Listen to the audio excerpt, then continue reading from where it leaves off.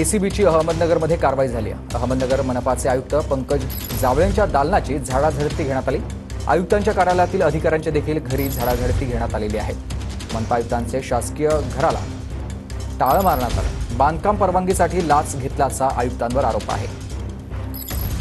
तर ग्राफिक्सच्या माध्यमातून आपण बघूयात अहमदनगरमध्ये एसीबीची कारवाई। अहमदनगर मनपाचे आयुक्त पंकज जावळे यांच्या दालनाची एसीबी पथकाकडून झाडाझडती घेण्यात आली। बांधकाम परवानगीसाठी लाच घेतल्याचा आयुक्तांवर आरोप आहे। एसीबीच्या कारवाईबाबत कमालीची गुप्तता पाळण्यात आली होती। मनपा आयुक्तांच्या कार्यालयातील अधिकाऱ्यांची देखील घरी झाडाझडती घेण्यात आलेली आहे।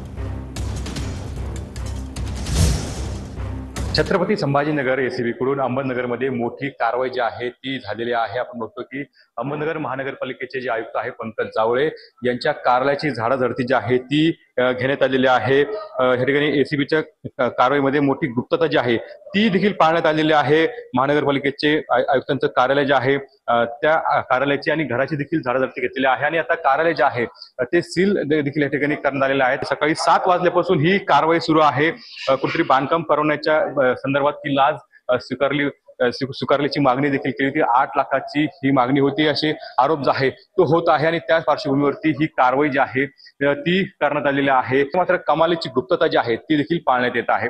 कॅमेरा क्रमांक 9 मराठी अहमद।